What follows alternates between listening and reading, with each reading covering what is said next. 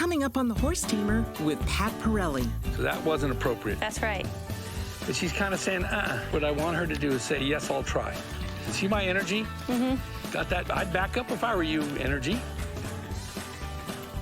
Let's not go forward every time. So see, when I said faster, firmer? Yeah. I meant faster, firmer. I'm Pat Parelli, and I have loved horses for as long as I can remember.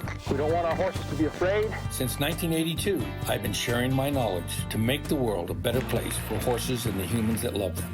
My name is Pat Parelli. Remember, keep it natural. But you can call me the Horse Tamer.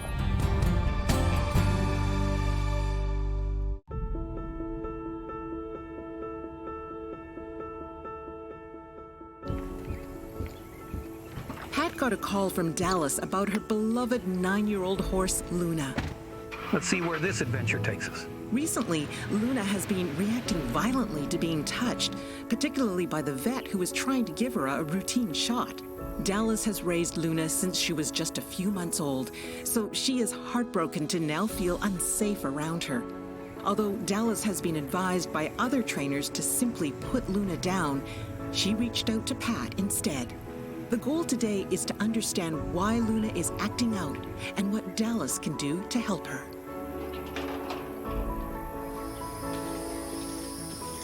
Hi, Pat.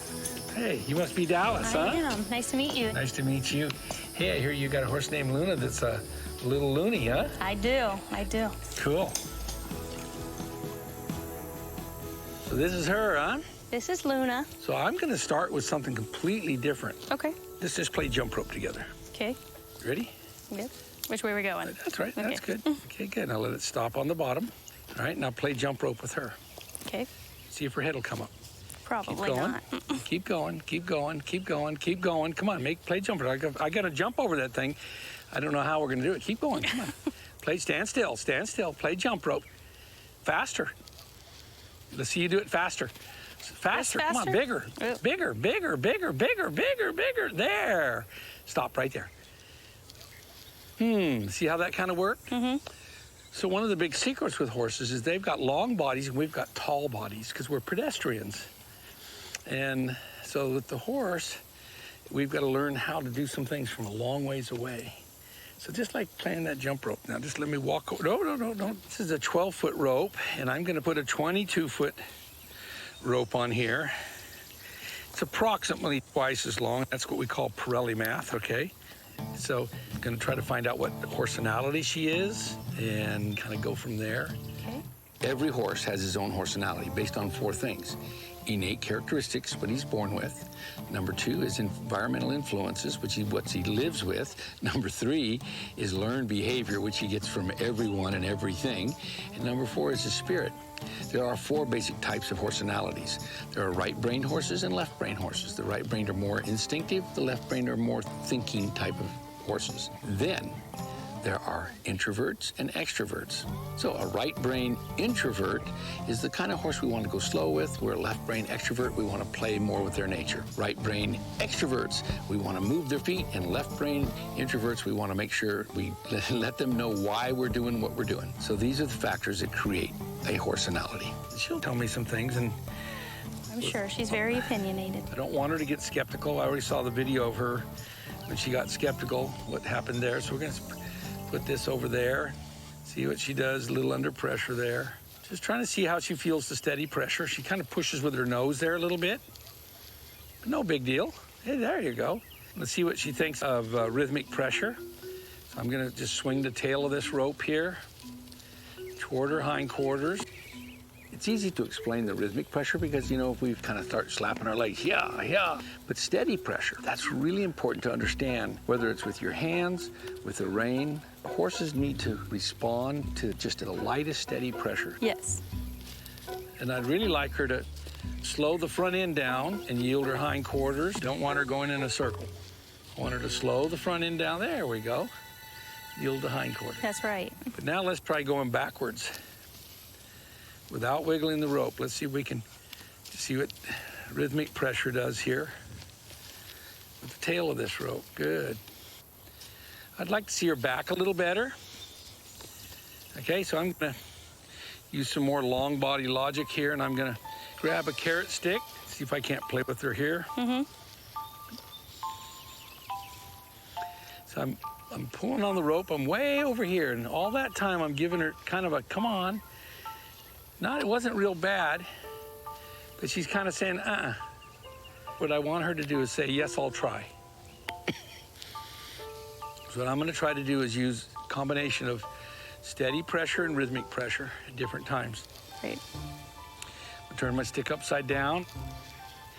There you go, rub her a little bit first, then ground chest, ground neck, just kind of like this, okay? And then see if I can turn it upside down and just kind of see where we go. Okay, so you kind of see there, what's her first tendency? Forward. Forward. And we're really putting pressure that says go back. So, okay, so that wasn't appropriate. She went forward, not backwards. Okay, I'm gonna do a jump rope here and see if I can stop that forward momentum. So see when I said faster, firmer? Yes. I meant faster, firmer. Okay. All right, I'm gonna ask her to go out and around in a circle. And I'm just gonna roll that at her. Okay. Pretty girl, huh? That's pretty nice right there. I really like that. Good. Yeah. This shows me you've done a good job. Thanks. See, I'm not lunging her. I'm just standing here looking Circle. cool. Atta girl. In case you didn't know, I was voted the president of the Coalition Against Lunging. Why am I against lunging? Because it's the act of micromanaging and chasing a horse around in a circle till he gets tired. But the circling game, making a game out of it, is the game of we do less and they do more. This is how we use communication, understanding, and psychology, and it's the only game we can really play with a horse where we can really just do nothing, be in complete neutral, and the horse could canter 40, 50 laps once he knows how to maintain gait, maintain direction, look where he's going, and stay connected. Now watch how I get rid of this rope. See the rope? I'm just throwing it on the ground rather than wadding it up in my hands. Right. Okay, how you doing, huh? I'll turn my stick upside down again. There you go, and rub her a little bit first. Then I'd like to see that get a little bit better. It's not bad, but her forward is pretty darn good. Good. I really like that. Now I'm just gonna walk over here and see what happens when she goes near that trailer. I was gonna say she might just go in. You know, the fact that she didn't go in tells me she was looking where she was going, and I like that. Now I'm gonna see what she thinks about this big green ball. I don't know what she's gonna think. We've played with them some. She may be all right with it. That's right. So what I found in the last 59 years that I've been playing with horses, I found that retreat and approach works better than approach and retreat. In other words, instead of me taking the ball to her, I'm gonna let her go to the ball at first. All I'm doing here is letting her tell me more about herself. Right. So I'd like to see what she does here when things get kind of high-centered. I'd rather her kick the heck out of this ball than kick the heck out of me. Sure. And see how I'm allowing her to eat too? That really, the endorphins start to kick in when they eat. Same thing with us. What do you think, girl? And this is kind of a soft, old, rubbery thing here. Here's what I'd like to really stress is never do something to a horse or allow anybody to do something to a horse. But what can we do with the horse and for a horse so that they can learn how to solve puzzles? So these are things that just can get horses to where they get confident about all this kind of stuff. I'm just gonna see kind of what she does here. Atta girl.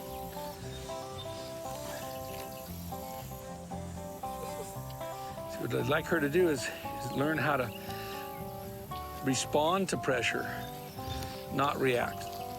So I'm pretty happy with that. Okay, that's enough of that. Now let's try some sideways, all right? She seems to tolerate a lot of things. I think she's kind of enjoying the session so far. What do you think? Nice and relaxed. Yes.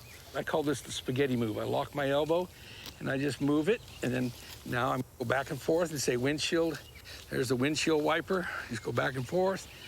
Little spaghetti, little windshield here.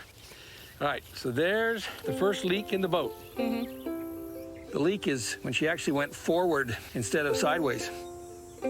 She blew through there forward. That's right. Okay, we'll see if we can't help her with that. Let's go sideways here. Let's not go forward. Let's not go forward. See, I'm just reaching my hand out there. Let's not go forward every time. Now, right here, we get an opportunity because we've got a fence. Yeah. Yes. I'm just gonna keep walking and rolling this like this and see how that goes. But she's starting to get ramped up. Let's see if we can get her to where she makes more sense of putting effort into going sideways.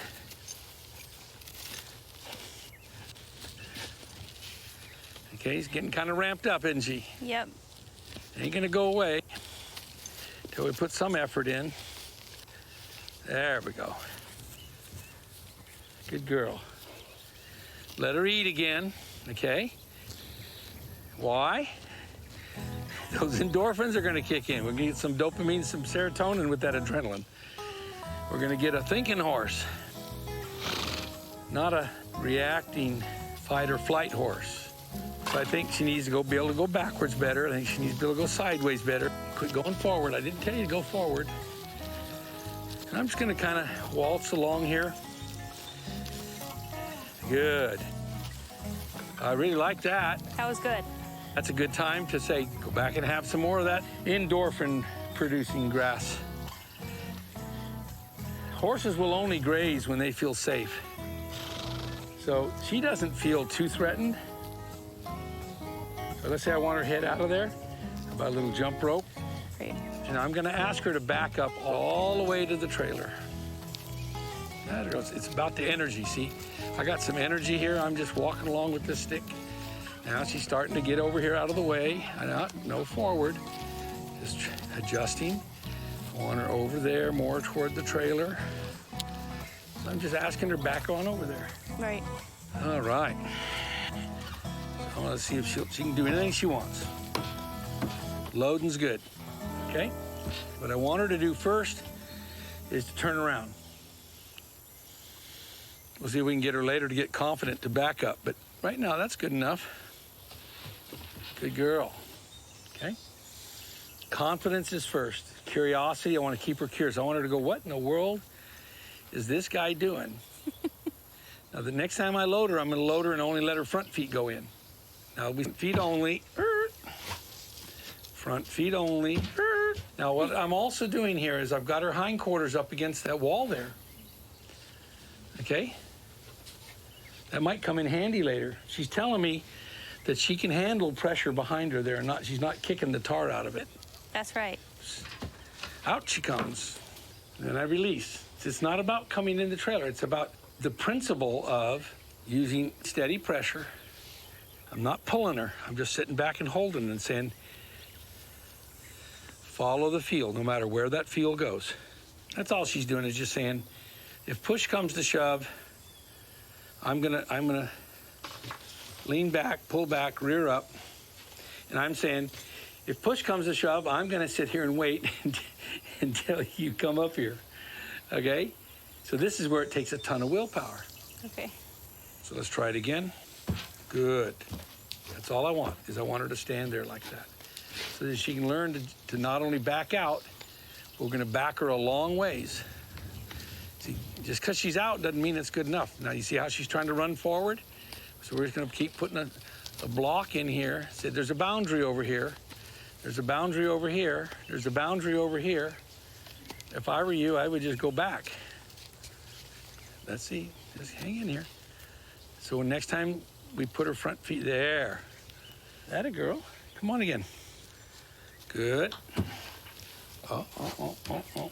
Stay there. Okay, so this is teaching her to think her way out of this puzzle. Okay, so now let's back up. Letting her find out that one of the answers is back up. So now what are we gonna do? We're gonna back up a long ways. Right. See my energy? Mm-hmm. I'm just rocking along here, just got that. I'd back up if I were you, energy. Right. Okay, so this is what we call polite and passive persistence in the proper position with the perfect pressure. Yeah. Horses are born skeptics, cowards, claustrophobics, and panicaholics by nature in various degrees. And most panicaholics want to go forward, as did Luna. So when Dallas said she doesn't back up very well, or we found out she didn't back up very well, I went, aha, this may be a big key to solving the puzzle with her, a very lateral approach. So we used the trailer to help her get her adrenaline up and her cortisol levels up, and for her to learn the way for her to get real comfort, real release, is by getting her emotions under control. So it's a lateral approach, not a linear approach. And this is the thing that's where so many people have trouble with horses. If the horse doesn't want to accept the needle to get a shot, they just keep doing more things, using mechanics, fear, and intimidation, tying them up or doing whatever else. And just remember, horses know what happens before what happens happens. And so what we did today was did something completely different, got her to where she got her emotions under control. There we go.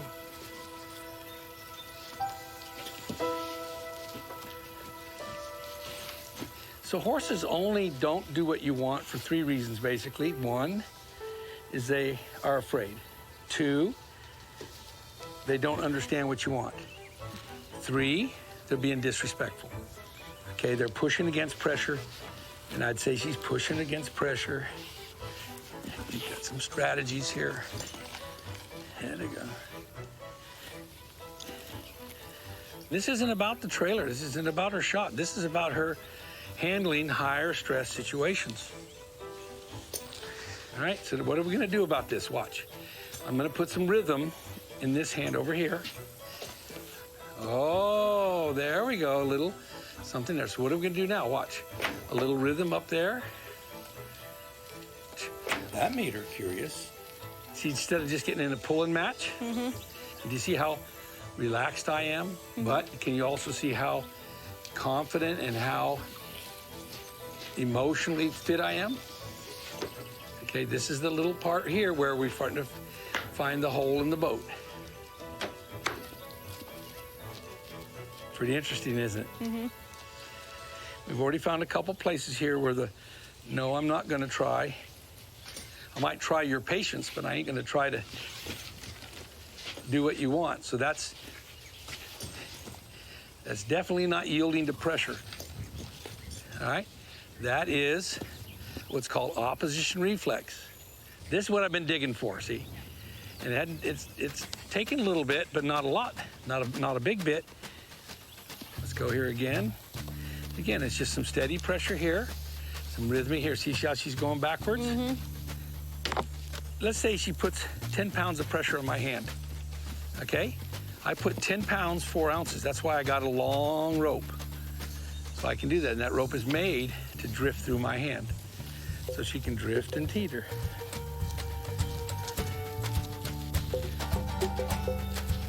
Atta girl.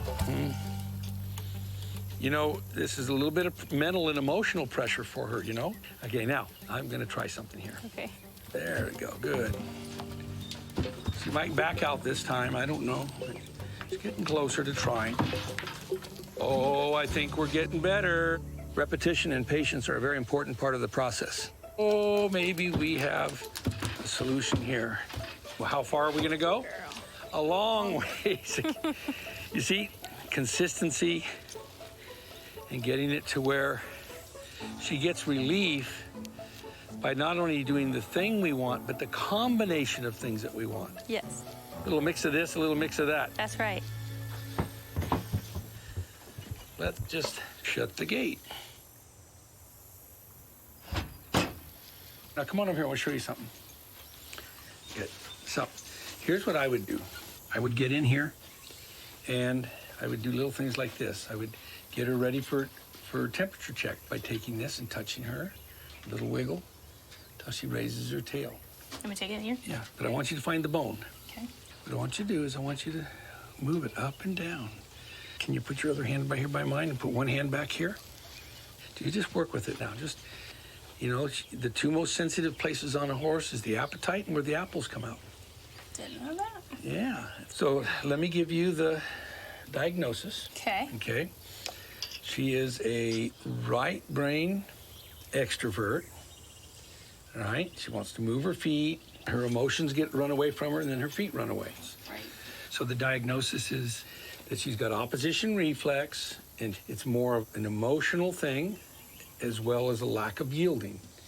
So for the next 4 to 7 days, you need to play with her, and then you're going to play the yo-yo game all the way forward and back. So prognosis is this is not that big a problem, even the shots and stuff. Do you feed her dinner? Yeah. Okay. Her dinner should be in that trailer Okay. for the next 2 weeks. Okay, and then she's going to get used to this sort of thing. You're going to do some nice massaging, all right?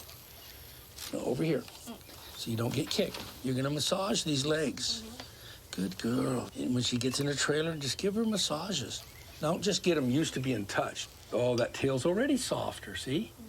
Okay, and the tail tails the tail, all right? Then the next thing is you're going to back her out. So I'm going to give you some practice, all right? Keep going. Keep going. Keep going. Keep going. That's good. And stop. Okay? Now what you're going to do is you're going to ask her to go around you half a circle that way. Come on. There we go. Easy. Let it slide a little bit. There. Good. Now put the stick, change hands. Pull her nose. Go around that way. Put a little energy in this. Just a little. Turn her again. Turn her again. Little energy. Just a circle. And change hands. And put a little energy. And now step over here by my bag. And change hands. That's it. Little energy. Put her nose in the trailer. Easy. And walk up there. Point toward her nose. That's it. That's it. That a girl. That's it. That's it. That's it. Don't let her turn. Just rub on her. All right. All right. Let's back her out. Half circle, half circle. Keep going. Keep going. Keep going. And the crowd goes wild. That's good enough. What do you think? Good. It's awesome. All right. This is a start. Okay? This didn't happen overnight, all this. Great. Now, horses learn how to change their ways in 4 to 7 sessions. Okay. So every horse is different, and this is just solving the puzzle and getting her to where she feels good about all this, all right? Tell me what you observed today. I observed many things. One, allowing her to eat was a huge thing. Just allowing her to feel what she's feeling and then bring her right back and don't make it a huge deal. What would you say you learned from observing me? I really like when she sat back, how you just kind of held and used what was the pressure called that you used? Rhythmic pressure, thank you. That was really good. Yeah, we came here because she has a problem with Sure. the shots, but That's not the problem. that's not the problem. Right. Which I always knew there was a problem. She's always reared like that, initially getting into the trailer. I just never would have put that together. Why this psychologically works in the long run, if you'll follow my prescription and do this for 4 to 7 days, she's going to get tired of that, and everything's going to be good, especially if you'll feed her dinner in there. But I also was really observant of how, and tickled to death at how, when it was your turn, you stood in there and you told her, you don't turn around, and you handle it. That tells me that there's a good chance that this is going to go forward. I'm not scared to do the work with her. I just want to make sure that what I'm doing isn't going to hurt her or be counterproductive in, what we're doing. So consistency is a great teacher. Variety is the spice of life. Too much variety lacks consistency, and too much consistency is darn boring. Humans, they say it takes 21 days to break a habit, to change a habit. But horses are at least 3 times more adaptable than that. So it only takes them 4 to 7 sessions. Okay, and that session could be, you could give her another one today. That'd be, the moon doesn't have to come up and go down. Right. And it could be 4 days from now. But it's like, you got to create a theme of consistency until it gets to where she just turns loose to it, okay? With the sessions, would it be from start to finish how we did it today, where you started with just the simple, little bit of lunging, little bit of playing, little bit of sideways, and then to the trailer? Absolutely, absolutely. That's principle before purpose. Okay. Yeah, don't get straight line. And it's not about the trailer. Right. It's about her rapport, her respect, her emotions, the impulsion, and about her yielding system. Yeah. To just be patient. That's another great thing to do. And if it doesn't, you can always rely back on us. I appreciate it. Coming up on the Horse Tamer with Pat Parelli. I've seen many horses tell the trainer, you jump it. My little saying is, when they act like an ass, let them eat grass. Well, you know why cowboys like dachshunds? They wanted to get a long little doggy. I can only imagine what it would take to ride him when he gets scared. Yes. Now, I'm not made out of rubber anymore. I'm Pat Parelli, and I have loved horses for as long as I can remember. We don't want our horses to be afraid. Since 1982, I've been sharing my knowledge to make the world a better place for horses and the humans that love them. My name is Pat Parelli. Remember, keep it natural. But you can call me the Horse Tamer.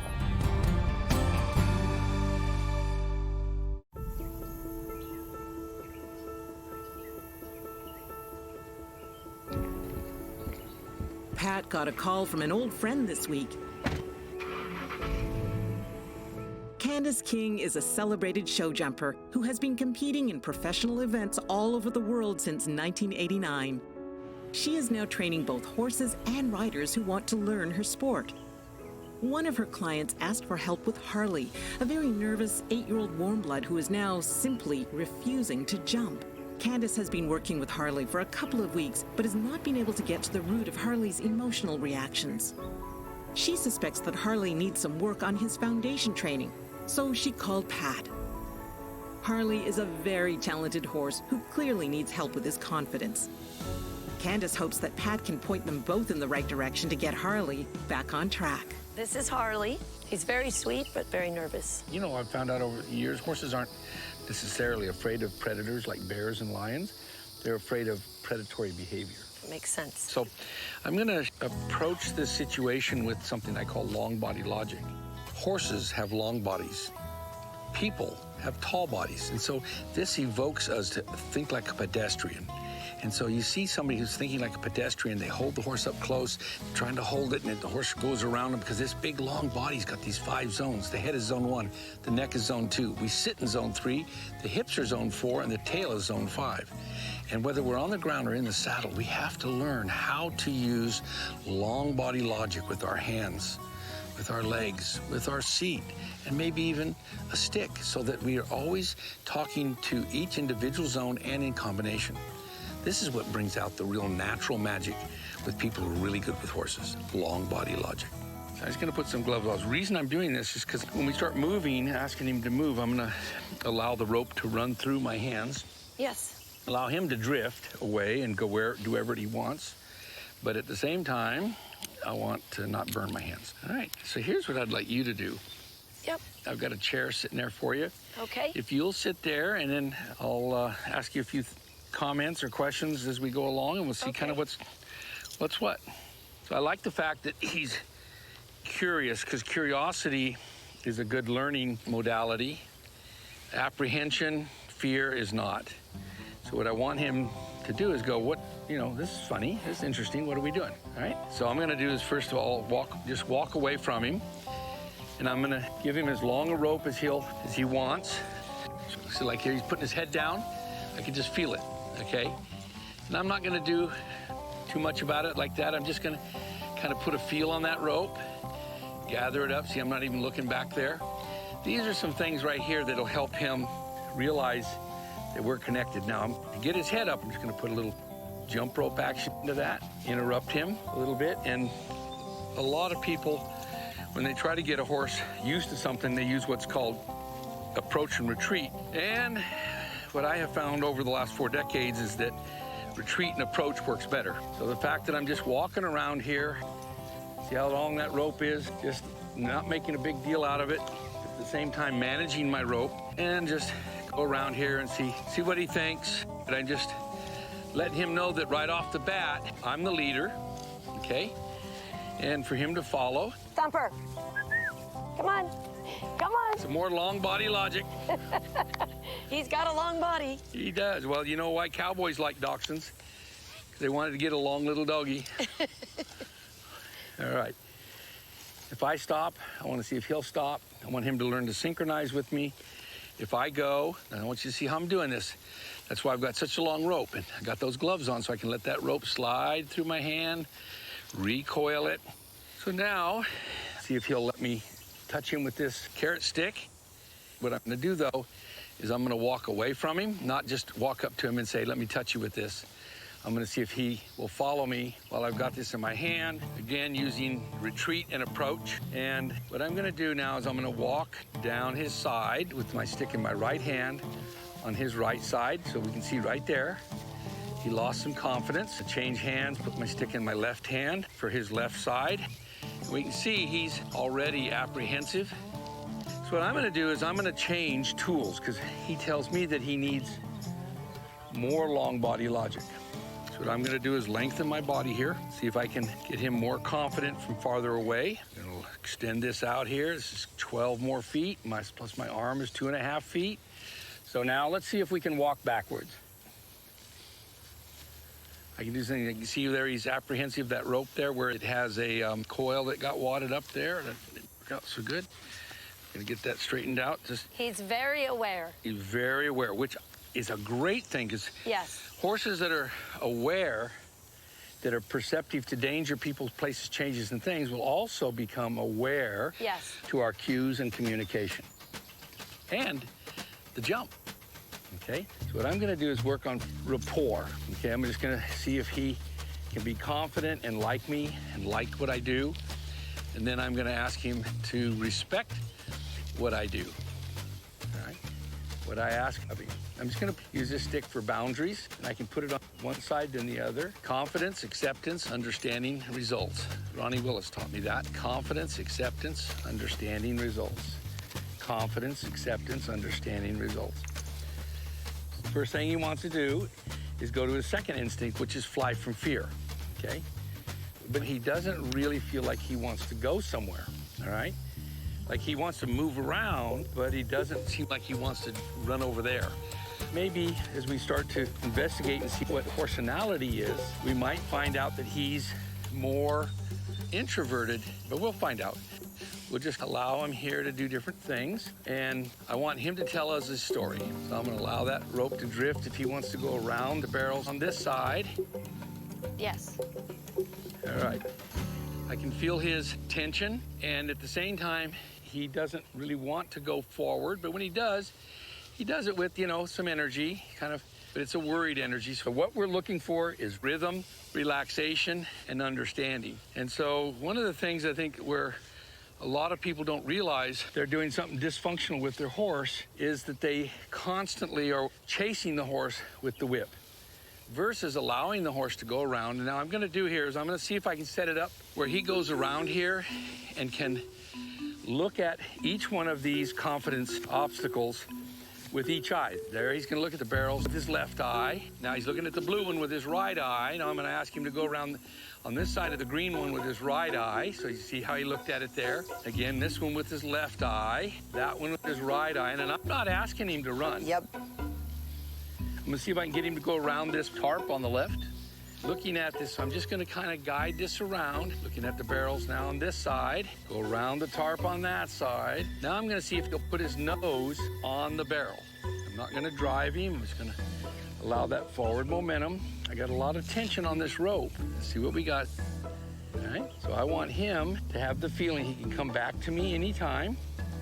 I want him to have the feeling that we're not gonna ever push him toward an obstacle or on an obstacle or to jump an obstacle or anything, but to give him an opportunity to use his brain to make the change that we're looking for. There we go. In order to do that, we've got to make sure that the chemistry that's in his body, because he's got his adrenaline up, we need to make sure that we're getting the confidence endorphins like serotonin and dopamine, not the skeptical ones, which would be the cortisol levels. Makes sense. Good. So whenever a horse gets their adrenaline and their cortisol levels up, then my little saying is when they act like an ass, let them eat grass. And this starts immediately getting the horse to go, oh, I thought I was supposed to be worried. It's time to eat. Okay? What I see is more of an introverted type of a horse, and he feels a little bit on the right brain side.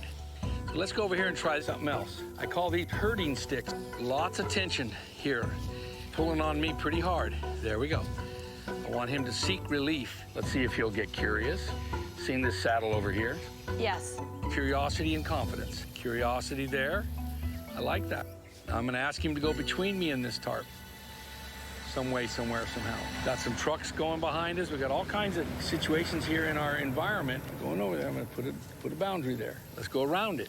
Let's See if we can go around that tarp. I like the fact that he got curious about that saddle stand and that saddle. And then, you know, I want him to feel like, oh, this guy's got some interesting things, but he's not making me feel like I've got to do anything. I like how he's starting to check in with me. Let's go around the barrels. That's already closer. Almost every jumping horse trainer, except for you, that I've talked to, seems to have an approach of, if I point you toward a jump, you're going to jump it. And yet I've seen many horses tell the trainer, you jump it. They duck out and go right or left. Yes. Good. Now there's some curiosity.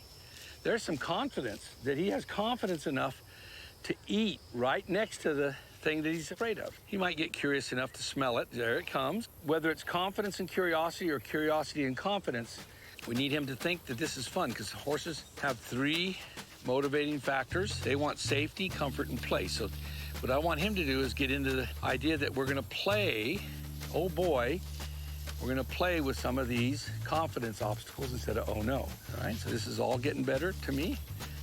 And I would say that spot right there is what they were having a hard time with. Exactly, all right? And he kind of pushes through the boundaries here and there, leans on this rope quite a bit, but it's getting better. His confidence is getting better, being able to look at things out of both eyes. Now I'm gonna go back over here to the tarp, and we have a little saying, nose, neck, maybe the feet. And if a horse will stick his nose over a jump, usually if he's got any momentum, the rest of it's coming. Yes. Okay? But if he stops his nose 2 strides out, that's the end of it. I've learned that at Tamer too. So have I, unfortunately. And I'm not made out of rubber anymore. So I'm liking a lot of things here. He's starting to realize there's boundaries. He's starting to realize I've got something in mind. I'm gonna ask him to come over here. That's it. Just reel him in. How you going, buddy? There we go. Now I'm just gonna hold right here. You see me, I'm not pulling, I'm just holding. But the moment he comes off that, Yes. I release, and then that took quite a bit. Yes. I'd say probably 40 pounds of leaning pressure, steady pressure for him to cut. He leaned against it when I gave it 40 pounds and 4 ounces. You went ounces. I just found a spot. Okay. Now again, let's see if he's more confident about being able to touch him from behind. Yes. To see if all of these things have helped him understand that my long body logic is pretty good. All right. Now I'm going to put some space between the barrels. See if I can't ask him to go between those barrels. This is a really nice horse. We just kind of got ahead of him here or there because our ambition to win something probably got ahead of the principles, the patience, and the sequence of learning, all right? Maybe a little bigger. Let's widen that gap. Let's see if we can ask him to go between those barrels. So I want him to squeeze between me and these barrels, because he's got his nose and his neck on the other side of these barrels. And now he's eating in between the barrels. Confidence and curiosity, or curiosity and confidence, either one is fine by me. Good. Okay, now let's do some retreat. Let's go backwards. Let's go back. We haven't really worked on backwards much. Let's go backwards a little bit. Go backwards. There we go. And again, I don't want to spook him through there. I don't want to swoosh him. I want him to go, I think I should walk through here. But see, that's where he didn't do it with rhythm, relaxation, and understanding, with confidence. He did it, and that was okay. So the score would be pretty good for that.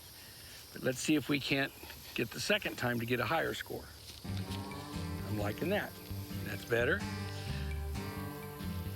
Now there's rhythm, relaxation, and understanding. I like that. Now this is going this direction. It's going to be interesting here in a moment when we ask him to go back the other way. Change the eye. Exactly. There's a boundary there. There's a boundary. There's a boundary. There's a boundary with the rope, a boundary with that herding stick. Let's move away from it. I'm over here on this side. No, there's a boundary there. I wouldn't go over here. I would go over there. All I want him to do is put his nose into the situation. That's the boundary there. He said, oh, I ain't going through that. You know what I think he's saying? Get on the other side of me, Pat. If you get on the left side of me, I'll be glad to go through that. Yes. But when we ride him, we got to be on both sides of him. You know what I think Correct. he's saying? I want him to put his nose down. Yep. There we go. I can't make him do it, but I can set it up in a situation where that might be the logical thing to do. Let's back up a little bit. Let's reapproach. And this is the left brain part of him here. The why should I do this? And you and who else? And he didn't know I had a 45-foot rope and a 12-foot stick. There we go. Good. And you gave the release because he touched it, right? Yes, he touched the barrel with his foot, and I gave him the release. That's how he will learn. Yeah. And the game is to help him think that this is fun, because horses will run faster and jump higher out of heart and desire. Now, I'm going to add some energy behind his withers and see if I can't make him a little uncomfortable. Yep. There. There. Nice. And now he's going to go, now what? I'm going to say, now, do whatever you want. You got on this side over here. So now let's see what we got. We're going to allow that forward movement again. I want him to feel like he's got lots and lots of options. I'm almost at the end of my rope here. And just the fact that he's moving forward. Ah, there. Now, he's yielding. Respect. So I'm going to put a little draw on this. I'm going to see if he understands and is going to give me willingness and try to go through that gap. Or is he going to try put effort into not? See how little it takes. See, he'd like to go over there because he's used to seeing me out of that eye. There we go. Confidence or curiosity, doesn't matter to me. I'm going to try to touch him behind the withers because the withers is the drive line. Everything behind the withers, if a horse is respectful and understanding, should cause him to go forward. One of my favorite concepts to get people to have an aha moment is telling them and teaching them about the drive line. So at the break of the withers, everything in front of that, if the horse responds with respect and understanding, should cause them to either slow down or turn. Pressure behind the drive line should cause the horse to go forward or to yield his hindquarters away and turn and face. But it only happens when they are in a responsive modality and they're not reacting. They're not afraid of having something behind them. So the first thing we need to do is get his confidence, and then what we got to do is get them to respond with respect without fear. Everything in front should slow them down or turn them. I say the word should. A horse doesn't act like a partner, then they'll do whatever. There it is.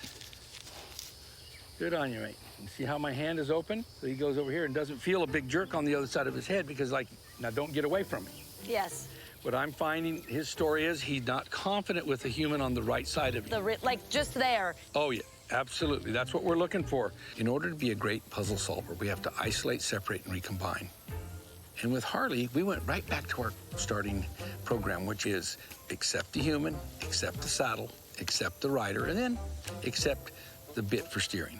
So what we did first was it got him to understand that I wasn't going to make him do anything going through the barrels or over the barrels. I was going to play with him until it was his idea, number one. Number two, we did the same thing by putting the saddle on and seeing how he responded or reacted to that big Western saddle with all those moving parts and a back cinch. Because you got to remember, a lot of jumping horse riders, their legs are moving way back there where the back cinch goes. Then accepting the rider. And then accepting the bit for refinement of communication. So it's just a natural progression, being able to get their confidence, their acceptance, so they have true understanding. I had Harley reapproach the barrels, this time wearing a saddle.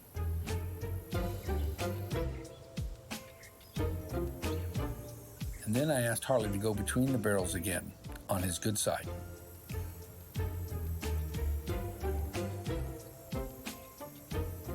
Expect a lot, accept a little, and reward often. That's the magic formula for horses. Now I have to make sure Harley can go through the barrels on his not-so-good side. That took a little more time and patience. I led Harley between the barrels until it became his idea to do it with rhythm, relaxation, and understanding. And the crowd goes wild. The reasons they don't do what we want is because either fear, they don't understand, or it's disrespect. And what I'm feeling here is that there's a little bit of disrespect in it that he pushes on pressure. Yes. Where we started. So retreating doesn't just mean go away, it means slow down, it can mean stop, it can mean back up. So this is our little confidence course, including our tools. Can I ask another question? All the questions you want. He hadn't quite gone through the barrels yet, but he was close to them. And he was standing there good, and then you'd have him back up a couple of steps. That's the retreat. Okay. And then reapproach. Yep, good. These things that we're doing, whether it's going to this obstacle, that obstacle, the other.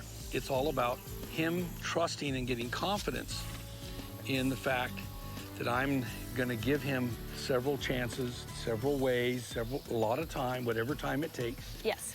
And all of those things so that he gets really good. Before I showed up, because I know Candace so well for so long, I knew that this horse did not want to go over the jumps. His heart wasn't into it. He was shutting down because he felt like he was being made to do it. Not by Candace, she had just gotten the horse, by the traditional way of training horses.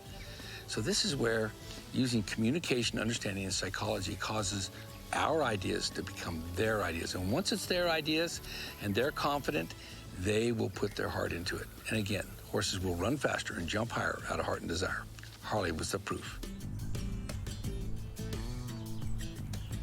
Why don't you tell me what your thoughts are after today? I just really enjoyed watching the progression from start to finish and where you left him at the end of the day, because he was a much more confident horse within himself and trusting of you. I can only imagine what it would take to ride him when he gets scared. Yes.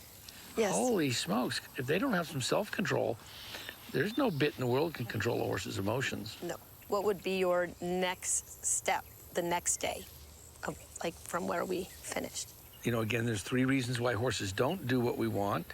And it can be 1, 2, or all 3 of these reasons. 1 is they don't understand. 2 is they're scared. And 3 is they're disrespectful. And there was elements of all 3 of those. 100%. So I like to think of it like this. I want a horse to learn to give, yield, and turn loose. But a lot of horses learn to take over, take off, and take advantage of. Yes. So they're either giving or they're taking. Giving can weigh pounds, yielding can weigh ounces, but turning loose, no more than a thought. What I would do with him is not only play with him more like what we did today, and 4 to 7 times in a row. That's it. Yes. We got to stay on a theme. We got to Yes. stay consistent. Get him to where maybe that green ball is, you know, where he could accept Interactive. it. Yeah, interact with it and push it around and stuff. Get it to where you can put it on him. I feel like there's something there that has never been addressed. Okay? Yes. The other thing I would do is I would play with him more at liberty too. Okay. Get him to where he yields to and from at liberty another horse. Not just lunging around in a circle, but literally moving, sticking with, following, jumping jumps when the other horse jumps, and get them to where he has to act like a partner, like he did when he was a baby. With his mother. That'd be my prescription. That's my specialty.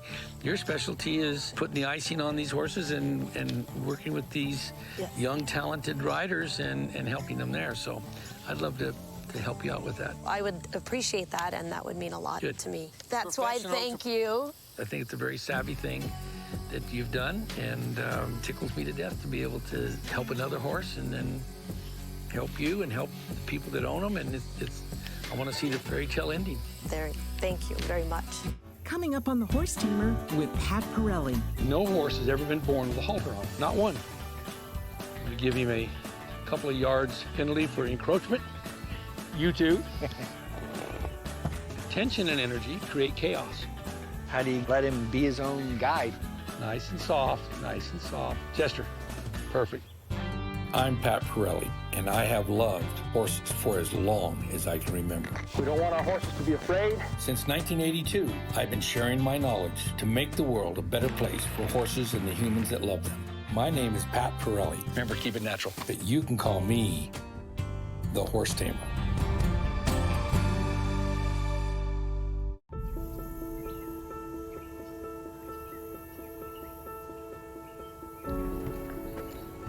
Pat is paying a visit to his friend Chester. Chester Weber is a world champion four-in-hand driver who holds the distinction of being the most decorated driver in the U.S. He was even personally congratulated by Queen Elizabeth after winning at the Royal Windsor Horse Show 2 years in a row. Today, Chester needs help with one of the horses on his team. Kasper does a good job in the ring, but he can be strong-willed and impatient. Chester is looking for ways to help Kasper stand still for longer and cooperate faster. Chester has his eye on a gold medal at an upcoming competition, and making sure that Kasper is at the level of the rest of the team will help them reach that goal. Hi, Chester. How you doing? So this is Kasper. How'd that feel? It felt like who's leading who? Yeah, okay. So that may be right there even a part of what we're gonna, when we ask him to tell his story. Let me try a little something here. What I want to do is get humans to realize that as pedestrians, we have tall bodies, but horses have long bodies. People have tall bodies, and so this evokes us to think like a pedestrian. And so you see somebody who's thinking like a pedestrian, they hold the horse up close, trying to hold it, and the horse goes around them because this big, long body's got these 5 zones. The head is zone 1, the neck is zone 2. We sit in zone 3, the hips are zone 4, and the tail is zone 5. And whether we're on the ground or in the saddle, we have to learn how to use long body logic with our hands, with our legs, with our seat, and maybe even a stick, so that we are always talking to each individual zone and in combination. This is what brings out the real natural magic with people who are really good with horses, long body logic. I'm gonna presume something that you've gone fishing before in your life. Yes. So what would we have to do to catch a big fish on a small line? Let's say we got him caught. How are we gonna reel him in? You can't just keep grinding, right? Sure. You gotta get a little tint and then release. Yeah. Okay, you gotta hit the brakes, let the clutch out. So now, what I'd like to do is, instead of maybe up here close, that we can allow him to do some more things on his own. It's just you and I go together. Just walk with me here. So let's do some of that stuff, but again, some of this might be, just back up a little bit and just put a little bit of, pay attention, energy, rather than holding him up here close and kind of being the minister of no and saying, get back, stop it, quit it. Mm-hmm. Maybe we can allow him to do some of that stuff, but again, some of this might be something good for him. If he goes over there, just stand still, allow it to go there. He can just go kind of anywhere he wants, rather than kind of being held up, all right? So it's some things that we might want to think about. All right, so let's open the doors and let's try something here. Okay, I'm gonna walk out there on a long line, okay? And I'm gonna try not to ever say no, all right?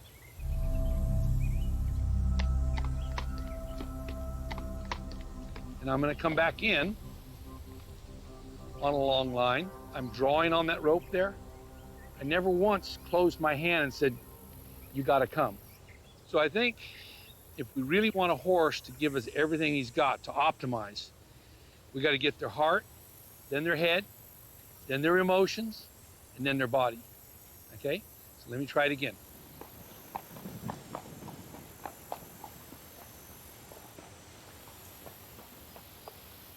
That's feeling pretty good, all right? So let's analyze it from 3 ways. The whatitative, the quantitative, the qualitative, okay? The whatitative was coming through the gate. That was the what. Okay. The qualitative is what score we give it, okay? If we went from -10 to 10, I would have given that right there probably a 7, that last one. What would you have given when you tried to get him come through? 2, he came through, but barely. Yeah, I would have given it a -2. Okay. Because there was lots of this and that, you know, so that's the qualitative. And then you sit there and go, okay, is this his first time he's ever been in this round crowd in his life? Certainly not, but No. First time probably with a camera or something. Yeah, okay, there you go, with all this sort of thing. So we've heard these words before, probably approach and retreat. It doesn't work nearly as good as retreat and approach. Okay. So if we try to hold the line and the gait, we're probably gonna lose the gait with the walk or the trot. Sure. But if we say you can sashay over as long as you keep moving, you're probably gonna keep the gait. And the gait's more important than the line. So now we're gonna lengthen this up and just see how he responds or reacts to different stimulus. So I can lengthen my body out by quite a bit here. And if you'll just walk again with me, walk back with me here, just so we can kind of just see what we've got here. And I'm gonna stop him there with that. I'm gonna see if that curiosity kicks in down here. Because you know, what a lot of people that own horses don't realize is that horses have a fisheye lens, okay? Because of that fisheye lens, sees things, this great peripheral vision, sees things differently, okay? But not only that, they have a rectangular iris instead of a circular one, and then they've got a trifocal lens on top of it. They want to see something way over there. They look through the bottom. They want to look down there, they tilt their head and look through the top of the lens, okay? So this is something, so that's where just being able to see what he thinks about these different perspectives. There we go. That's a good example of him looking through that lens. What I really like is him standing still, okay? So now let's walk over here, and I'm gonna, as I'm going, I'm gonna push him more than I'm gonna pull him. I'm gonna push him over there, over there, over there, over there, over there, over there. I want him to yield away from pressure as well as yield to pressure, okay? Good. I like the fact that he's wanting to hurry up and stand still. That's really good. Let's see if we can ask him to back up. Let's touch the ground, touch his chest, touch the ground, chest, ground, chest, ground, chest, ground, chest, ground, chest, ground, chest.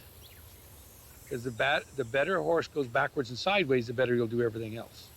So let's just walk over here again, just seeing if we can get him to yield from the pressure. There we go.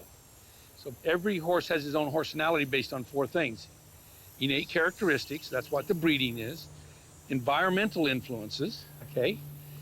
You know, maybe the fact that you've got a place here with lots of trees and the wind's blowing and, you know, the airplane's going over and, you know, whatever, you got other horses being driven. That's part of his everyday life, okay?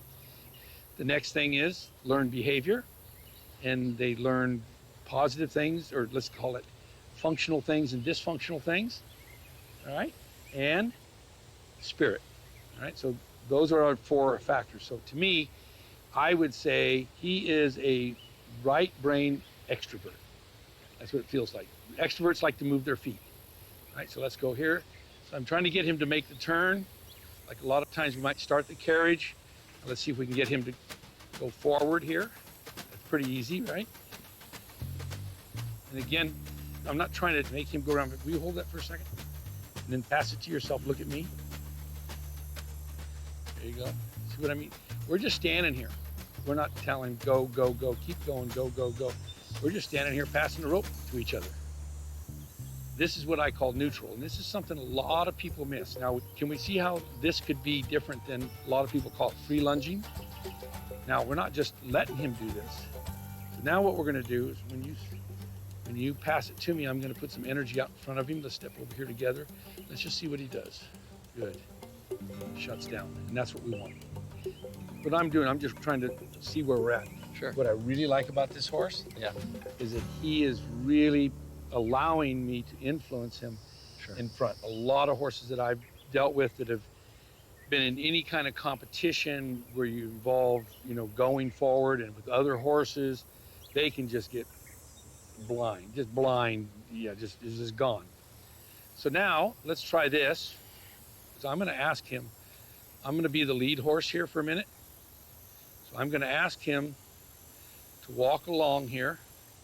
And if he doesn't walk along, that's going to come back behind. But as long as he walks, come a little closer to my shoulder here, so we can kind of synchronize here. You see, I want him to go here. And here's an opportunity. We're going to step away a little bit. But I'd like him to walk along here, not make me drag him. Come on, attaboy. But I don't want him to jump in front of me either. And that's the reason I don't approve of a technique called lunging. Why am I against lunging? Because it's the act of micromanaging and chasing a horse around in a circle till he gets tired. But the circling game, making a game out of it, is the game of we do less and they do more. This is how we use communication, understanding, and psychology, and it's the only game we can really play with a horse where we can really just do nothing, be in complete neutral, and the horse could canter 40, 50 laps once he knows how to maintain gait, maintain direction, look where he's going, and stay connected. Now I'm gonna stop, drop the drawbridge. What we're looking for is he gonna stay high adrenaline and cortisol, or is he going to, like there, kind of getting curious? And we're gonna see if he can go in just a little. There we go. So I'm gonna kind of try to stay about the same Place here. Let's see what we get. Let's just see if we walk by here, if he can maintain gait. He's paying attention to the cameraman up there on the top. That's bothering him a little bit. Okay. Good. I'd say that's better. Now, can you hear that rhythm of his walk? Yeah. That sounds better to me. Look at that head. 4 beats. Right front, left hind, left front, right hind, right front, left hind, left front, right hind. And stop. You forgot to stop. You forgot to stop. You got to stop. See what I mean? So I'm just going to play little games with him, just like you do. What's your verbal cue for forward? Get up? I usually try to say something to get their attention, like, all right, and then I cluck to them and ask them to walk. Okay, so the sequence there was I brought my attention up, I cluck, tap. Because I don't want to have to tap. And that was way better right there. Yeah. And stop. Hey, so I'm going to ask him, I'm going to give him a couple of yards penalty for encroachment. You too. If I stop, you stop. That's why I came back to you. I didn't want to get the stick. Sticking. Okay, let's walk here. All right. I don't want to have to do that. I don't want to have to stop. I don't want to have to do that. I want him to put 2 and 2 together. Hey, let's get back a little bit. No, not turn, not turn, not turn. This is what we call a herding stick. It doesn't hurt. Herding a horse around is something that's very natural to the horse. Why? Because their mother had a longer body than they did when they were little foals. And she herded them around. She used her long body and pushed them around. And horses have got to remember they've got a fisheye lens, and so they've got an eye on each side that's got this bilateral vision. So if I can take that little butterfly at the end of that thing, which is very delicate, and by the way, those herding sticks are made out of very light composite, and they will break just by hitting something that hard. So it's nothing that can have strength, but it's got to have the length, and it's got to be in the correct spot. So sometimes putting it over there with her so that this eye catches it, or put it over here on this eye, or down low so they look at. Knowing how horses feel, think, act, and play enables us humans to become horsemen. Okay, here we go. Let's see. We start walking. Okay. So this is where I keep going. The what, the quality, and how many times have we done it? All right. So where are we going? Where are we going? Where are we going? Back, back, back, back, back. All right. So the quantitative, the quantitative, the qualitative. And He's probably thinking, what is with you? You always want me to stop behind you. yeah, exactly. Optimization is the goal. We want him to be the best me he can be, right? Yeah. Oh, did you see that? He actually read it and he kind of went, oh, wait, sorry. Here, let's back up a little bit. Back up a little bit. Okay. So now, let's see if we can get some electricity. He overdid, didn't he? He overdid. Yeah, you overdid. No, we're not going to roll like that. No, we're not going to roll like that. We're not going to do that. No, we're not doing that either. That's why I don't use whips. Yeah, I understand. But that's why I use these herding sticks to try to get them to realize that I realize that no horse has ever been born with a halter on. Not one. They're not meant to be pulled around. How does a stallion move his band of mares? He herds them around, just like what we're doing. See if he'll. Okay, like right there, the moment that he thought I'm going to go smell the moss. Let's just time it. You ready? If he looks off anywhere, and now's the time to go. And he gets going, that's the time to stop. So that he's synchronizing with us, not us with him. There's where I think I failed. It's a balance. How do you get him to the next piece of his career and let him be his own guy too, right? To me, it feels like he needs more individual coaching rather than getting in the team and whatever other dynamics are going on there. And again, I think it boils down to being strong individuals. There's a reason you've won so many championships. Strong individual. But you got a good team. Got a good team behind us. If we turn, let's see if we can get the turn. There we go. Get used to going over there and doing everything with relaxation and energy creates power. Tension and energy. There we go. No, we're not doing that. Tension and energy create chaos. The name of the game. So I'll show you a little technique here. This is called the jump rope. I just twirl it like a jump rope. I want him to yield to pressure, okay? Until. So what I'm really liking here is I'm seeing him already improving on the thinking, and we've done it without any stress. What excites human beings usually stresses horses.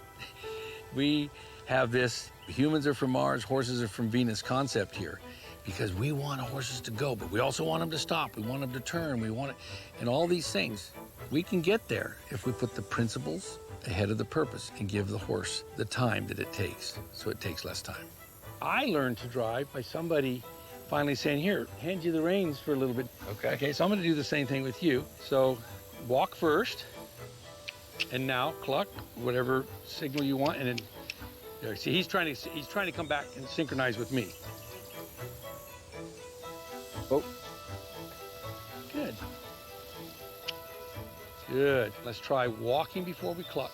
There, you didn't have to even cluck, see? That's where we talk about give, yield, and turn loose. That's him turning loose to you. Just stop and say, whoa. Whoa. Now put the stick down, back him up, put him back where he should have been. Let's go, let's get your nose over there. You gotta get the nose back lined up. And walk, just walk. I got that wrong. And Chester, just in case you screw up. Well, you were a good teacher. I've got a stick for you. Well, that's good. See, whoa. Good. Much better. Because, oh, good. Back him up. Back him up and down like here, maybe up and down. There. Oh, good. And walk, cluck. And try not to use the stick. Get a little closer. Don't come quite so far away. And just, whoa. And again, you've got to make sure that we're not letting the nose get in the wrong spot. There. Let him sit. Now he's really licking his lips now. Even if he goes back, no, even if he goes back too far, that's okay at first. Body language is the universal language, particularly with horses. You know, we see horses when their head's up, their eyes are wide open, their nostrils are flaring. This is stress. But when a horse drops his head, gets level-headed, starts blinking his eyes because he's thinking, and he starts licking his lips, this is an indicator that he's relaxing, he's understanding, he's getting into a learning frame of mind. So what do people do with their body language? Like, maybe you're doing it right now, like, oh, okay, I get it. So licking the lips is a great indicator that they're relaxed and learning. Now go forward. See what I mean? When he gets too far out of line, let him pay the consequence. And, oh. Now forward when he's sniffing, walk. There we go. So that when you see his attention go off, that's where I would, oh. Okay, now let's try one other thing. Let's say, whoa, with a long slope, okay? Walk. Walk. There you go. They just say, whoa, when you stop. And you can use the line a little bit now. Use the line a little bit, a little of both. So the goal is you're using this as a safety net. Mm-hmm. You're not micromanaging with him. Sure. Then that way, yeah, good. And that way, if he makes a mistake, you say, that's your problem. If I were you, I wouldn't have made that mistake. Sure. You allow him to do it. And now if he goes too far back, walk forward. Just walk forward. There we go. And now stop. Whoa. Whoa. Much better. Now, that. Whoa means whoa. Good. Didn't even need to cluck, see? And stop. Whoa. Whoa. Now, I would have done one whoa and 3 sticks. Okay. Very good. Good. And you know what I liked about that? You put some energy into that whoo, and said, hey, there's a boundary there. It's an invisible boundary, but it's there. Walk. Good. cluck once. There you go. Keep walking. Go halfway around. Just walk so he gets into the rhythm of going. He's getting level-headed, more level-headed all the time. Good. And one more time, and I think we got it. Model the way for him, and then stop before anything. Whoa. Whoa. Good. Nice and soft, nice and soft. Good. Good boy. Chester, perfect. Come on over here. Almost perfect anyway. Come on over. With him? Come on, yeah, just come on. Come on, Just bring him Trigger. over. Just bring him over. Okay, now watch. I want you to walk backwards like this, like a windshield wiper. You ready? Good. Now come here. Come on, come on, come on, come on, come on, come on, come on, come on. Look at me and backwards like the windshield wiper. And stop. Little things like that, see, are gonna just pay you dividends because he's got to read it and rate it and read it and rate it. He's got to keep his attention on it. Got to, you know, all the different things. And how we're ending right here, to me, is a really, really good thing. And let's see, wonder what's in here. Oh, it's a penny for your thoughts. I think it's great. What do you mean? I think it can, I like that we've developed some trust with him. He understood from us the cameraman was not the boogeyman. And I think that he also learned some boundaries from you. And that's, to me, if we can get the boundary piece. And we didn't ruin this part. He likes us. Yeah. Oh, he's absolutely happy to be around us. He's looking definitely for another treat. There you go. He wants to know what an Italian cowboy tastes like. Good. Well, this is, you know, to me is really exciting, is to work with people at the top of their sports, whatever it is, and start to see some of those little differences that might make the difference. The most natural learning sequence is teach, control, reinforce, and refine. So whether it's a horse or a human, we have to take the time it takes and teach and almost control the environment and the situation till they get it, till it's reinforced and they own it. But then there's nuances, the little differences that make the differences. So like maybe Chester, who's a master at being behind a horse and communicating and winning and doing everything at a world-class level, maybe by doing some of the things we did on the ground out in front of the horse or along his side are going to be the little differences that ended up making the big differences. Good job. So you've now got a Parelli herding stick, a 22-foot rope, a wonderful horse, and a big future. All you owe me is a picture when you get over there. Chester, any aha moments for you there, or, you know, BFO's blinding flash of the obvious? Yeah, so real aha moment for me is I feel like Kasper is forever in my space. He wants to be in my pocket. If I lead him, he wants to be on my heels. And I think from the beginning, you just diagnosed the issue of just give him more space, and he didn't want to be in my space, other than when, you know, the boogie woogie camera guys were there, and then he probably was looking to me for, hey, come help me here. Yeah. But besides that, if you asked me about the aha moment, it would be giving him some more space to do his thing, to be his own independent self, while giving him direction in a very fair way. Right. And I'm humbled that you came here to spend the time with our team and our organization and Kasper to try to get us to be the best we can, because we've won a lot of silver medals and we're looking to win the gold medal. We need gold. Only one way to do that is to improve what you do. Oh, great. Here's a good little saying you might like. Good, better, best. Never let it rest. Get your good, better, and your better, best. I like And that. that's going to get you from silver to gold right there. Okay? Thanks. Good. That's good.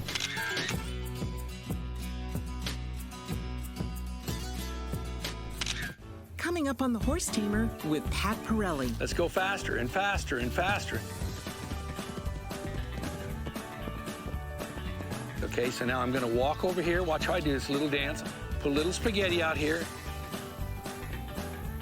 They're afraid they get adrenaline and cortisol levels. That's when horses are dangerous. I'm Pat Parelli, and I have loved horses for as long as I can remember. We don't want our horses to be afraid. Since 1982, I've been sharing my knowledge to make the world a better place for horses and the humans that love them. My name is Pat Parelli. Remember, keep it natural. But you can call me the Horse Tamer.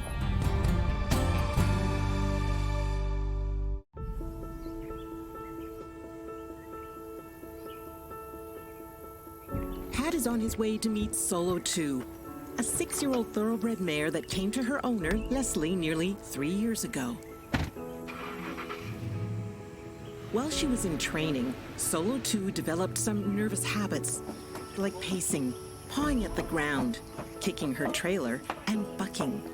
Despite all this, Leslie has always been able to ride Solo 2 until 6 months ago, when she bucked so badly that Leslie fell off and was knocked unconscious.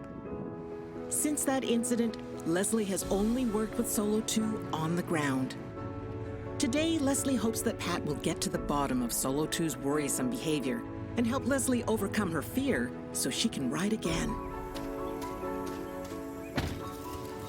Hi, Pat. I'm Leslie. Hi, Leslie. How are you? I'm fine, thanks. How are you? Great. Thanks for having me out here. This is a great place. Thank you.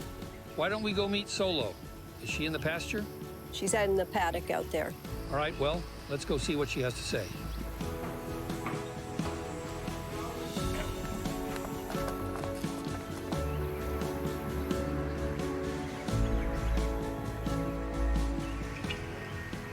And trot. Hey, Leslie, Yep. what do you think would happen if you dropped the rope right now? Drop the... If you just don't do it, what do you think would... Oh, she'd probably be gone over there. Yeah, she wouldn't act like a partner. Yep. So what do you feel she's connected to right now? Everything but me. Yeah. She's looking over here a lot. Yep. Connection is king. And that's what one of the first things we're gonna work on. Can you do me a favor? See if you can get her to jump over these barrels. And trot. She looks like she's got a lot of play in her. She is a good girl. Now, let's see if you can get her to go over this tarp here, okay? I'm gonna open it up. There we go. We'll step back over here.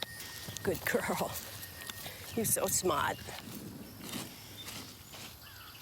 Very nice. Now, head to the trailer. Shows how you would load her.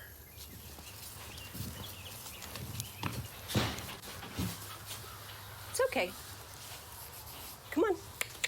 Come on up. No. So this probably isn't gonna happen without... Well, it looks like she's gotten pretty good at putting you in there. I think that's good enough. Come on out here. All right. So I'm watching her expression, observing, and, you know, she looks like she's, like, really full of, can you smell that?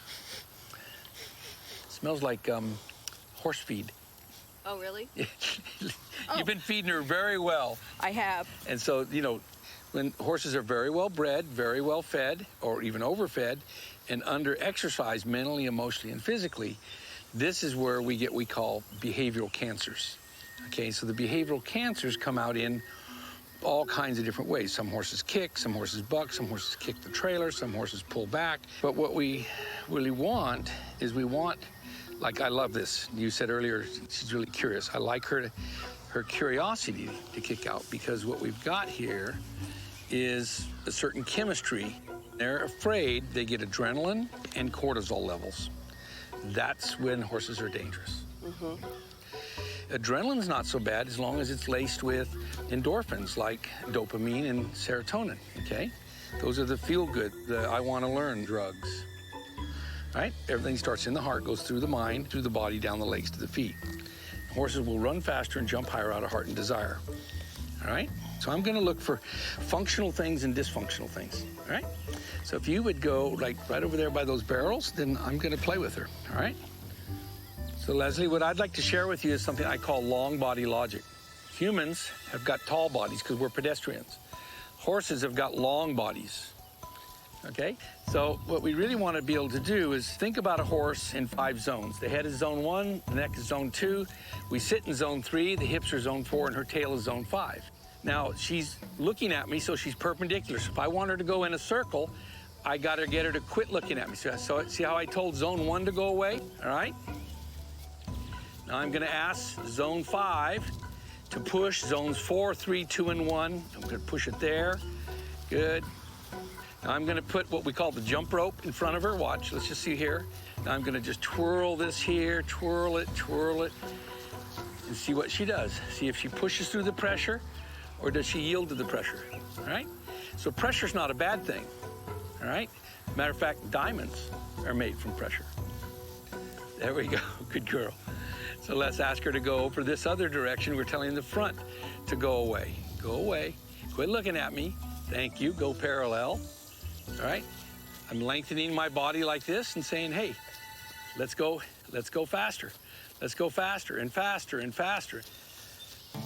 Now let's just see if we can put a little feel on this rope and just slow it down, slow it down.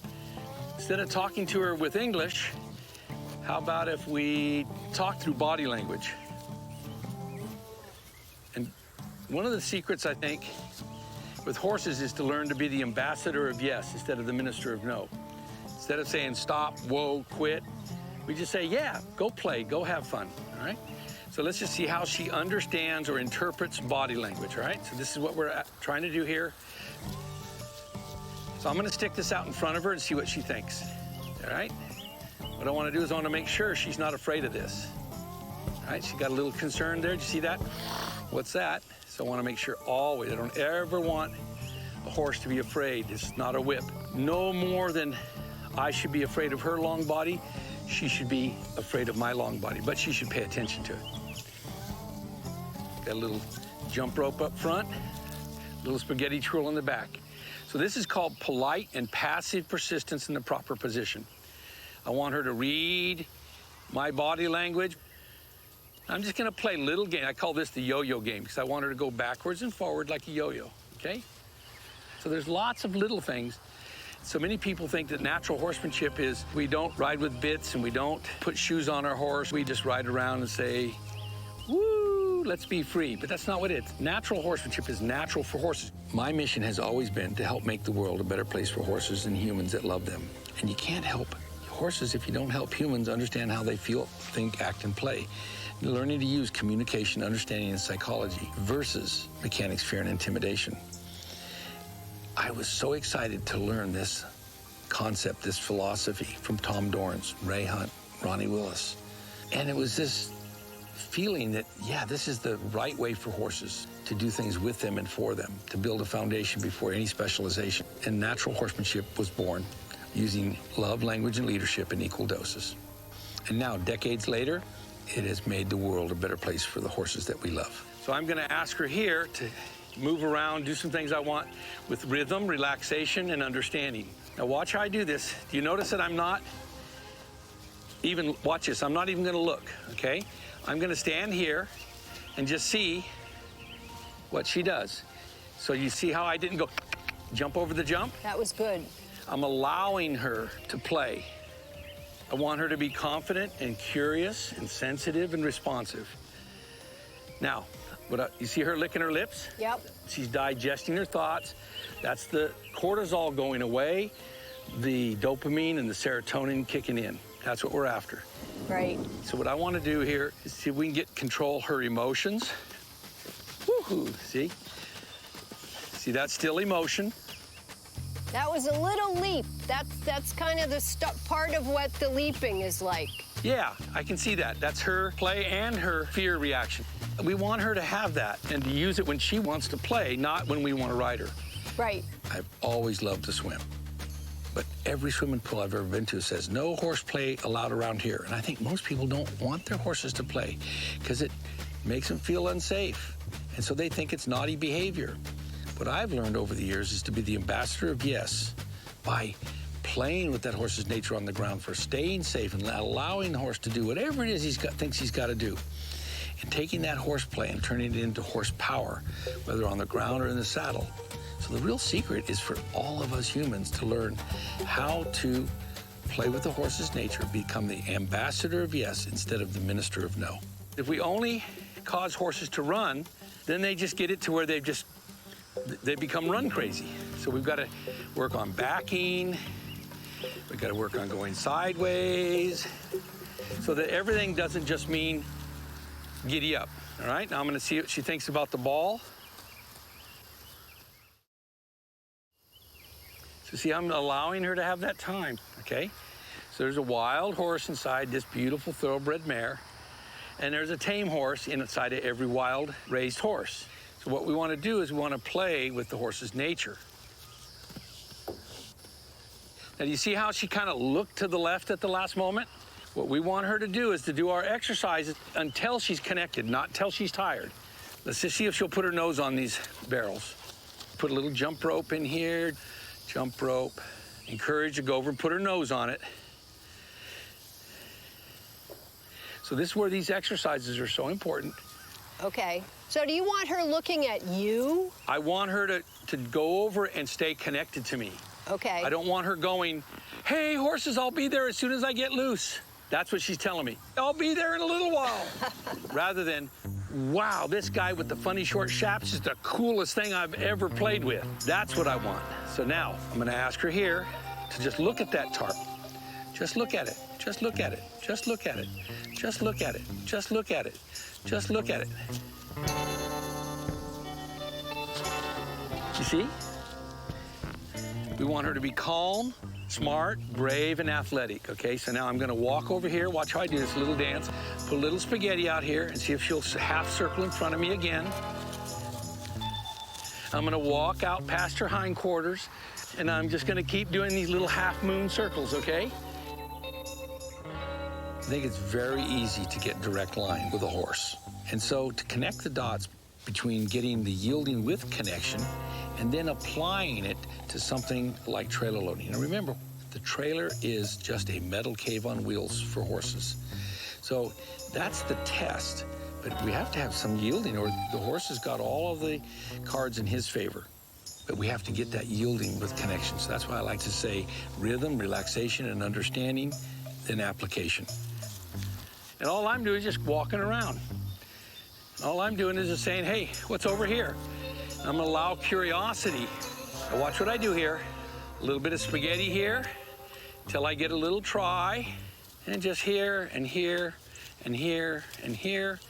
See, there's a threshold. She's put her nose over this threshold here, but not her, and her neck, but not her feet. There's her nose. So, and then you take the pressure off. Yeah. And then say, let's back up again. She wants to go away from the trailer, so why not do it going backwards? Let's ask her now to go one step more. Nose, neck, and now her foot stepped on it. Now 2 feet, and I'm not even asking. We've got to build trust by just asking her and rewarding her slightest try. And all I've got to do is raise the stick up in the air, let it go slide, okay? See, with this kind of rope, I can play that kind of game. If I had a lunge line or something else on there. So on a scale of 1 to 10, how are you doing with patience? I'm about 170. Why? Because I know it's going to work. Because I know it's not about the trailer. No, it isn't. It's about her trust in me and her confidence in herself. Ask her to back again. Ask her to go again. A little farther. Ask her to back again. Ask her to go again. Ask her to back again. Ask her to go again. Her feet have been moving a lot. Even the fact that they're moving now is good. That's good. She's thinking, I wonder what would happen if I put my feet all the way in there. She's starting to tell the flies, get off her legs. That's telling me that her cortisol level is going down. Just to gain some trust, see if it helps with me here. Without pulling, holding.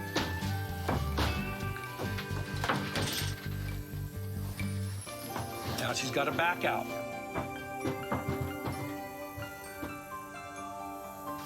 And allow her to drift again. Until she can do the yo-yo game really well, in and out and in. There are no rules. What we have to do is expect a lot, accept a little, and reward often.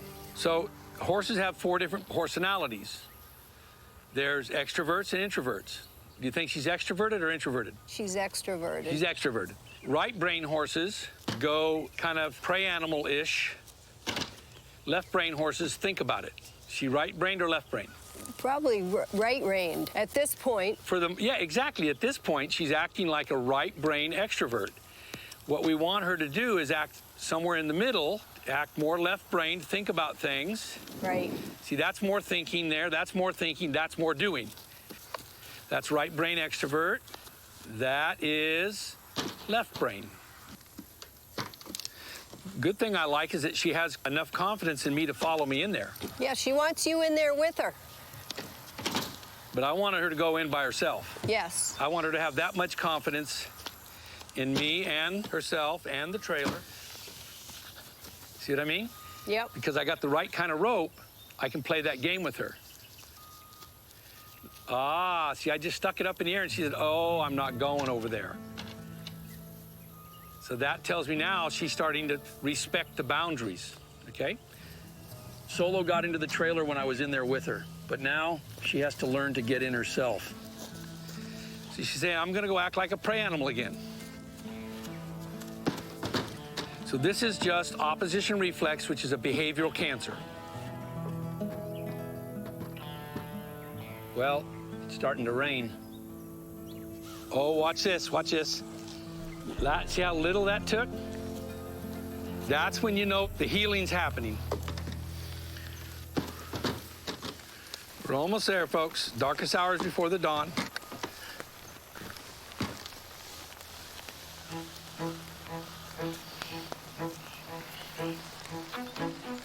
Boundary there.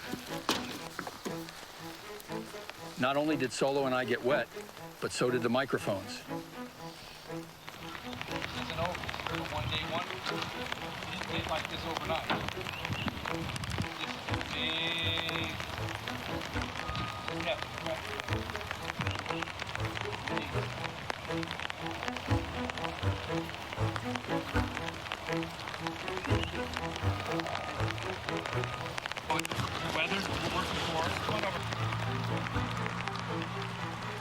Now it's your turn, Leslie. Now, I'm going to show Leslie how to play with her own horse and make it Solo's idea to get into the trailer. This is a practice makes perfect type situation.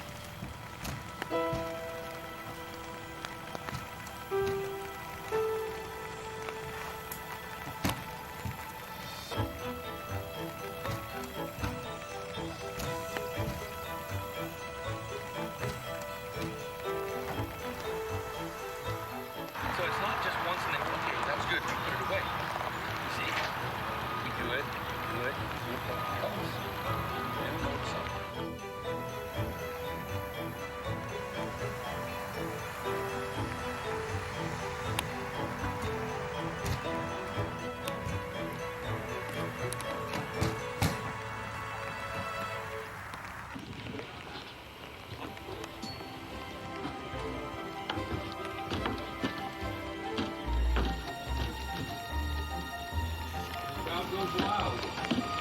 There's one last thing you gotta do.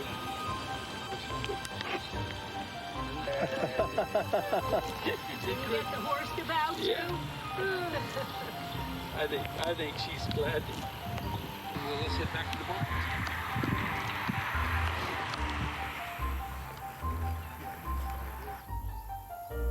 So, Leslie, were you surprised she resisted as much up at the trailer? I guess what I was surprised about is that you did get her to go on all by herself and how well that worked because of her resistance. And now I kind of realize how little respect she has. So I was actually really impressed. It wasn't until it got into a stressful situation, then that's when the real wild horse that was inside of her that came out. I was hoping she'd show enough today, and she certainly did. They just get so much cortisol and adrenaline. They're just in another world. Now, is there a good way to tell when the cortisol is leaving? Good question. First of all, lowering of the head, licking of the lips, blinking of the eyes, and this kind of contact. You notice when we're talking, we look each other in the eyes. She would go like this around the circle. Right. You know, so when they go around the circle like this, and they're like, is this enough? Is this what you want? You want me to jump the jump? You want me to go in the trailer? What do you want? Now you're having a conversation. So you think there's hope for her? Oh, absolutely. What would be a good plan for this horse? My suggestion is twofold.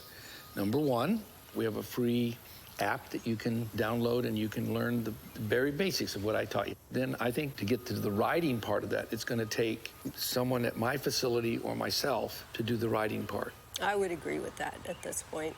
We just need to take it to the next level. I did notice she got sweaty all over. It's because of the cortisol levels, the adrenaline levels. Physical sweat is one thing.